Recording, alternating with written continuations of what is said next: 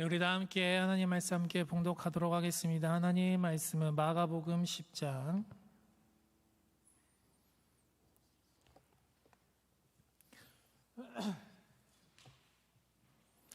마가복음 10장 20절에서 21절까지 말씀입니다. 마가복음 10장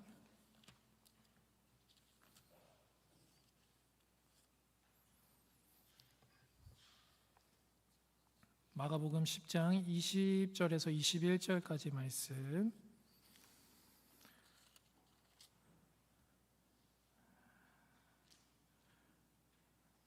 우리 다 함께 합독하도록 하겠습니다. 다 같이 시작.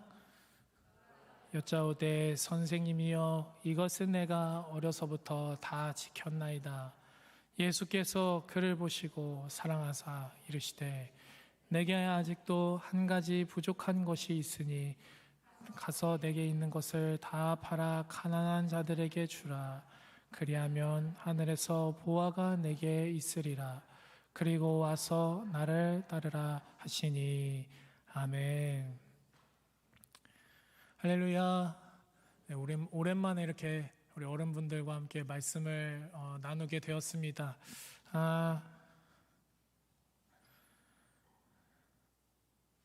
말씀을 나누게 되었습니다. 늘 떨리는 것 같아요, 여기 오르면. 근데 그럼에도 불구하고 오늘 함께 말씀을 같이 나누도록 하겠습니다. 오늘 제목은 슬픈 기색을 띠고 근심하며 라는 제목을 가지고 함께 말씀을 나누어 보도록 하겠습니다. 오늘 우리는 모두가 괜찮은 인생을 좀 살고 싶어 합니다. 지금보다 좀 더 나은 인생을 살기 위해서 수많은 선택들을 하며 살아갑니다. 오늘도 무엇을 먹을까? 또 오늘 무엇을 마실까? 또 많은 선택들의 기로들 속에서 우리는 더 나은 것을 위해서 선택합니다. 근데 그 가운데 우리가 기준이 어디에 있는가라는 생각을 한번 해보게 됩니다. 우리가 질문들에 어떻게 살지, 또 어디에 투자할지, 어떤 관계를 맺어야 할지, 무엇을 이루며 살지에 대해서 우리가 질문을 하기도 하고 하루를 분주하게 그것을 위해서 살아갈 때가 있습니다. 그런데 오늘 그 질문의 끝을 한번 생각해 본다면 나는 지금 제대로 살고 있을까? 괜찮은 인생일까? 라는 생각을 하지 않을까라는 생각을 해봅니다. 나는 지금 남들보다 부족하지도 않으면서도 괜찮아 보이는 인생을 잘 살고 있나? 라는 생각을 저 또한 한번 해보게 되었습니다. 특별히 그리스도인들은 이렇게 생각을 바꾸어 볼 수 있을 것 같습니다. 나는 정말 하나님이 원하시는 삶을 살아가고 있을까? 내 신앙은 진짜일까? 아니면 익숙함 속에 머물러 있는 신앙이 아닐까라는 생각을 하면서 우리는 인생을 살면서 많은 선택들을 하고 또한 더 나은 삶을 위해서 나아가게 됩니다. 오늘 본문에는 한 사람이 등장하게 됩니다. 그리고 그 사람도 바로 이런 질문을 합니다. 오늘 본문 17절 말씀에 이렇게 이야기합니다. 그 사람이 달려와 무릎 꿇었다고 기록하고 있습니다. 이 모습은 어떤 단순한 호기심이 아니라 우리에게 단순한 호기심이 아님을 보여주고 있으며 우리의 마음속에 얼마나 간절한 질문이었는지 그의 모습을 통해서 우리에게 보여주고 있습니다. 이 한 사람도 하나님 앞에서 어떤 좀 더 나은 삶을 살 수 있을까요? 어떻게 하면 내가 영생을, 그 생명을 누리면서 살 수 있을까에 대한 질문을 가지고 하나님 앞에 그냥 장난식으로 나아간 것이 아니라 정말 우리가 생각하는 것만큼 이 청년도, 이 사람도 주님 앞에 나와 무릎을 꿇고 간절하게 예수님께 청하고 있음을 보여주고 있습니다. 그리고 예수님께 이렇게 질문을 합니다. 선한 선생님이여 내가 무엇을 하여야 영생을 얻으리까? 라는 질문을 예수님께 합니다. 이 질문은 단순히 죽음 이후의 삶을 묻는 질문이 아니었습니다. 이 질문은 나는 무엇을 해야 진짜 생명을 누리며 살 수 있습니까? 라는 질문이었습니다.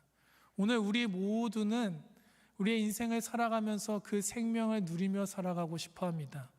단 한 사람도 그 생명을 그냥 헛되이 허튼 시간을 보내고 싶은 사람은 나이가 들면 들수록 더 그런 것 같습니다. 그러면 그것을 통해서 우리가 생각해 볼 때 오늘 이 한 사람도 예수님 앞에 나와서 그런 마음으로 간절히 질문했을 것이라 생각합니다. 이렇게 진지함과 간절함을 가지고 예수님께 나온 이 사람은 결국 근심하여 돌아가게 됩니다. 그는 예수님을 만났음에도 불구하고 그는 기쁨이 아니라 근심으로 돌아가는 모습을 보게 됩니다. 저는 오늘 본문 말씀을 통하여서 신앙생활을 하며 우리에게 지금 필요한 것이 무엇인지에 대해서 우리 세 가지 말씀을 함께 나누어 보려고 합니다. 첫 번째는 겉이 아닌 중심입니다. 겉이 아닌 중심. 19절과 20절 다 함께, 오늘 사실은 본문이 굉장히 길었거든요. 제가 두 절로 압축해서 읽었는데 미리 그냥 두 줄 읽고 또 말씀 이제 단원별로 해가지고 같이 읽어보도록 하겠습니다. 19절에서 20절 말씀입니다. 다 같이 시작. 계명을 안 하니 살인하지 말라, 간음하지 말라, 도적질하지 말라, 거짓 증언하지 말라, 속여 빼앗지 말라, 내 부모를 공경하라 하였느니라. 그가 여짜오되 선생님이여 이것은 내가 어려서부터 다 지켰나이다. 아멘. 오늘 등장한 한 사람은 아주 매우 훌륭한 사람이었습니다. 누가 봐도 얘는 진짜 크리스천이야, 얘는 정말 훌륭한 사람이야 라고 생각할 만큼 아주 훌륭한 사람이었음을 우리가 보게 됩니다. 예수님께서 계명을 말씀하시자 계명이 무엇인지 설명하며 자신이 어렸을 때부터 다 지켰다, 예수님 저는 다 지켰습니다 라고 고백하였습니다. 여기서 우리가 지켰다라고 하는 것은 우리가 어떤 방학 때 계획표 세우잖아요. 계획표를 잠깐 지켰다가 안 지켰다가, 이런 지켰다의 의미가 아니라 자신의 원칙을 가지고 철저하게 그 말씀을 지켜왔다라는 것을 의미합니다. 다시 이야기하면 그는 단순한 종교 생활을 한 것이 아니라 자기 나름대로 완벽하게 그 율법들을, 그 계명들을 지키며 살아왔다라고 생각하고 예수님께 고백한 것이었습니다. 마가복음 전체를 보면요, 이런 모습이 아주 자주 등장하게 됩니다. 바리새인들은 율법을 아주 잘 지키는 사람들이었습니다. 제자들 또한 자신들이 예수님의 말씀을 잘 이해하고 있다고 생각했습니다. 그러나 마가는 계속해서 한 가지를 강조하고 있는데 이것이 무엇이냐면 겉이 아니라 중심으로 우리의 신앙생활을 해야 한다라는 것을 설명하고 있습니다. 그러나 예수님은 그의 마음을 알고 있으심에도 불구하고 오늘 본문 21절 말씀에 그를 보시고 사랑하셨다라는 말씀을 우리에게 알려주고 있습니다. 그리고 그의 중심을 드러내셨습니다. 오늘 우리가 예수님의 사랑에 대해서 착각하고 있는 것이 있다면 예수님은 다 나를 용서하시고 인정하시고 예수님께서 나의 모든 것들을 이해하실 거야 라고 생각할 수 있지만, 예수님의 오늘 사랑은 그의 중심을 드러내는 사랑이었음을 오늘 우리에게 알려주고 있습니다. 그렇게 참된 사랑은 우리의 생각을 깨트리고 있다라고 하는 것입니다. 오늘 이 사람이 예수님께 질문했어야 하는 것은 예수님 제가 무엇을 더 해야 합니까가 아니라 예수님 제가 지금 무엇을 붙들어야 합니까에 대한 질문이었습니다. 오늘 우리가 물론 예수님께서 우리의 모든 죄악을 용서하셨습니다. 그러나 예수님은 우리의 삶을 온전한 길로, 완전한 길로 우리를 이끌어 가신 그런 사랑 속에서 오늘 예수님은 그의 중심을 드러내시고 그 청년이 또한 그 한 사람이 제대로 된 삶을 살아가기 위해서 그의 마음을 깨트시고 다시 한번 기회를, 회복할 수 있는 기회를, 일어날 수 있는 기회를 그에게 주셨다고 하는 것입니다. 오늘 우리도 마찬가지 아닌가라는 생각이 듭니다. 우리는 신앙생활을 하면서 스스로 괜찮다고 생각할 때가 많이 있습니다. 예배를 드리고 봉사를 하며 도덕적으로는 문제없이 살아가면 충분한 거 아니야? 라고 생각하면서 오늘 우리의 신앙생활에 우리의 안주함을, 또한 우리에게 괜찮음을 우리의 스스로 그것들을 완화하려고 합니다. 그러나 오늘 우리가 정말 참된 그리스도인으로 살아가기 위해서는 얼마나 잘했나, 얼마나 노력하여 무엇을 이루었는가에 대한 중심이 되어지는 것이 아니라 오늘 우리의 삶 속에서 무엇을 붙들고 살아가고 있는가에 대한 중심을 두어야 하는 것을 오늘 말씀하고 있습니다. 그렇기에 예수님을 따라 자신의 십자가를 지고 살아가는 오늘 우리의 고단한 우리의 삶 속에서 더욱 예수 그리스도를 붙잡고 살아가는 저와 우리 모든 성도님들 되시기를 간절히 축복합니다. 두 번째는 누구를 붙들었는가입니다. 겉이 아닌 중심, 그 이후에 누구를 붙들었는가. 21절과 22절 말씀 다 함께 읽어보도록 하겠습니다. 다 같이 시작. 예수께서 그를 보시고 사랑하사 이르시되 내가 아직도 한 가지 부족한 것이 있으니 가서 내게 있는 것을 다 팔아 가난한 자에게 주라. 그리하면 하늘에서 보화가 내게 있으리라. 그리고 와서 나를 따르라 하시니 그 사람은 재물이 많고 이 말씀으로 인하여 슬픈 기색을 띠고 근심하며 가니라. 아멘. 지금 예수님은 한 사람이 질문한 그 질문에 답변을 하였습니다. 내가 부족한 것이 있으니? 라고 예수님은 먼저 답변해 주시면서 내가 부족한 것이 있다고 하는 것은 단순히 그 사람에 대한 부족함을 또한 지적하는 것이 아니라, 모자람을 지적하는 것이 아니라 너에게 정말 치명적인 결핍이 있다라는 것을 그 사람에게 알려주고 있습니다. 사실 이 말씀은 그에게는 굉장히 충격적인 선언이었을 것입니다. 그 이유는 이 사람은 이미 스스로 부족함이 없다라고 생각하며 계명도 지켰고 도덕적으로 흠이 없었기 때문입니다. 그리고 많은 사람들 앞에서 칭송을 받았던 사람이었고, 또한 우리 주변에서도 정말 믿음이 좋아, 정말 믿음이 대단해 라고 이야기하는 사람처럼 오늘 이 사람도 그럴지 모르겠습니다. 그 가운데에서 그 사람은 나는 괜찮아, 부족함이 없는 사람이야 라고 생각했겠지만 예수님은 너에게 치명적인 결핍이 있다라는 것을 들었을 때 이 사람은 굉장히 충격적인 선언이었다라고 생각합니다.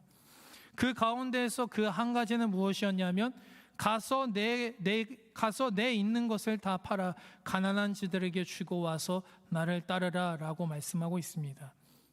오늘 이 말씀은요, 이 말씀의 핵심은 가난한 자에게 자신의 재산을 나누어 주는 것이 아닙니다. 그리고 그의 어떤 헌신과 봉사도 아닙니다. 봉사도 많이 하라는 것도 아닙니다. 오늘 이 말씀의 핵심은 예수님을 따르는 것에 있습니다. 이 사람에게는 문제가 있었는데 그 문제가 무엇이었냐면 재물에 있었습니다. 이 사람은 재물이 많았기 때문에 근심하며 돌아갔다라고 22절에 말씀하고 있습니다. 그리고 그 사람은 슬픈 기색을 띠며 근심하며 돌아갔다라고 말씀하고 있습니다. 그는 진리를 분명하게 들었습니다. 그는 예수님의 말씀을 분명하게 들었습니다. 그는 예수님께서 어떻게 해야 하는지도 분명하게 말씀하셨습니다. 그럼에도 그는 받아들일 수 없었습니다. 그 이유는 자신의 것을 내려놓을 수 없었기 때문입니다. 저는 이 말씀을 묵상하면서 삭개오가 떠올랐습니다. 삭개오는 세리장이었고 부자였습니다. 사람에게 미움을 받았던 사람이었고 정직하지 못한 방법으로 재물을 모았던 사람이었습니다. 겉으로 보면 부자 청년보다 훨씬 부족한 사람이었을 것입니다. 그러나 이 삭개오 또한 부자 청년과 동일하게 예수님을 만났습니다. 그리고 놀라운 고백을 합니다. 보소서 주여, 내 소유의 절반을 가난한 자들에게 주겠사오며 만일 누구의 것을 속여 빼앗는 일이 있으면 4배나 갚겠나이다. 스스로 예수님께 고백합니다. 이 장면은 아주 중요합니다. 그 중요한 이유는 예수님께서 먼저 너의 재산을 다 팔아라 라고 명령한 것이 아니라 삭개오가 예수님을 만나자마자 자신의 자신의 고백을 자발적으로 내려놓았기 때문입니다. 왜 그렇습니까? 그의 인생에 이미 더 큰 것을 붙들었기 때문입니다. 오늘 부자 청년은 재물을 붙들었습니다. 삭개오는 예수님을 붙들었습니다.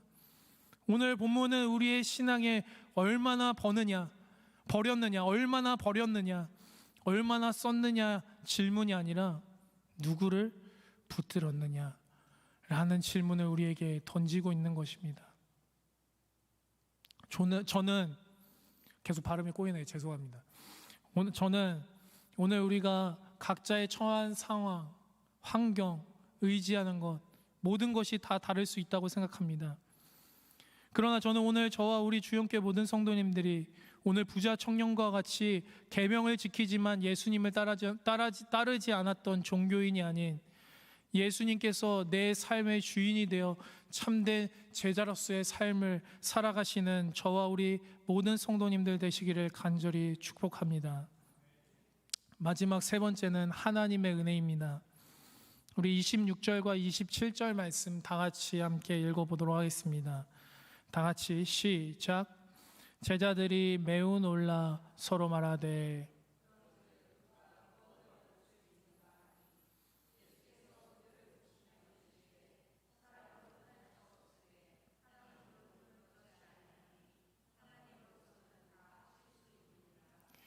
아멘. 이 장면을 본 제자들은 굉장히 놀랐습니다. 그 놀람 가운데 예수님께 이 제자들이 질문합니다. 그렇다면 누가 구원을 받을 수 있습니까? 예수님은 분명하게 대답하셨습니다. 사람으로는 할 수 없으되 하나님으로는 그렇지 아니하니 하나님으로서는 다 할 수 있느니라 라고 말씀하십니다. 이 말씀은 복음의 중심입니다. 구원은 사람의 노력으로 얻는 것이 아니라 하나님의 은혜로 이루어졌다는 것을, 사람에게는 불가능하지만 하나님은 가능하시다고 하는 것을 우리에게 말씀하고 있습니다. 베드로는 말합니다. 우리가 모든 것을 버리고 주께 따랐나이다. 그러자 예수님은 나와 복음을 위하여 버린 자는 100배를 받고 영생을 얻는다 라고 약속하십니다. 여기서 중요한 것은 나와 복음을 위하여라는 단어입니다. 단순히 그의 삶을, 그가 가지고 있는 것을, 어떤 것을 포기하는 것이 아니라 그의 삶의 중심이 바뀌었다는 것을 이야기하고 있습니다. 이전에는 자신을 위하여 살았다면 이제는 예수님을 위해 살아가는 삶을 의미하고 있습니다. 이제 말씀을 마치려고 합니다. 오늘 본문은 이렇게 말씀하고 있습니다. 부자는 천국에 들어가기 어렵다. 그렇죠? 이거 다 읽을 수가 없기 때문에 부자는 천국에 들어가기 어렵다. 그럼 우리가 생각해 볼 수 있습니다. 부자 되는 것을 좀 꺼려 해야 되나? 내가 더 벌 수 있는데 내가 엄청 벌 수 있는데 부자 되는 것을 포기해야 되나? 라는 생각을 할 수 있을 것 같습니다. 오늘 본문은 그러나 이렇게 질문하고 있습니다. 오늘 우리는 무엇을 붙들며 살기를 원하는가? 오늘 우리는 내 삶을 포기하는 것이 아니라 무엇을 붙들며 하나님께 나아갈 것인가? 라는 것을 우리에게 질문하고 있습니다. 제가 걱정에 대해서 생각해 보았습니다. 우리는 왜 걱정할까? 라고 생각했을 때 그 걱정의 시작은 돈인 것 같습니다. 좀 부족한데 어떡하지? 결국은 돈입니다. 결국에 인정일 수 있을 것 같습니다. 많은 사람들에게 나의 영향력을 끼쳐야 되는데, 많은 노래로 휘어잡아야 되는데, 이렇게 하면서 많은 사람들이 인정받기 위하여 그 걱정이 시작되는 것 같습니다. 내 마음 가운데 안정감일 수도 있을 것 같습니다. 내 삶이 좀 안전적이었으면 좋겠는데 그럼 난 어떻게 해야 할까? 그럼 걱정이 바로 시작이 됩니다. 또한 신앙생활 자체일 수도 있을 것 같습니다. 오늘 뭐 해야 되는데, 뭘 지켜야 되는데, 뭔가를 열심히 해야 되는데 라고 생각할 수 있을 것 같습니다. 그럼 난 어떻게 해야 하나? 그러나 예수님은 우리에게 말씀하고 있습니다. 한 가지가 부족한데 그 한 가지는 예수님을 붙드는 것. 그것을 우리에게 전하고 있습니다. 사실은 제가 세 가지로 나누었지만 그 모든 것들 중에 한 가지는 예수님을 붙드는 것입니다. 예수님을 나의 중심으로 두는 것이고 그 하나님의 그 크신 은혜를 통하여서 열매 맺어 나아가는 것입니다. 그것이 바로 우리가 참된 그리스도인으로 참된 제자의 삶으로서 우리의 삶을 살아가고 있다는 것을 오늘 부자 청년을 통하여서 우리에게 말씀하고 있습니다. 그렇기에 저는 오늘 우리 주영교회 모든 성도님들이 맞습니다. 저는 우리 성도님들보다 나이가 굉장히 어립니다. 그러나 정말 우리의 그 근심과 걱정을 제가 우리 성도님들의 모든 것들을 헤아릴 수는 없지만 오늘 해답이 하나 있다면 예수 그리스도를 붙드는 것이 우리의 해답이라는 것을 오늘 성경 말씀을 통해서 우리에게 알려주고 있다라고 하는 것입니다. 그렇기 때문에 저는 오늘 우리 모든 성도님들이 예수님을 붙듦을 통해서 모든 걱정이 떠나가고 예수 그리스도를 통하여서 그 참된 기쁨을 맛보며 삭개오와 같은 삶을 살아가시는 저와 우리 모든 성도님들 되시기를 간절히 축복합니다.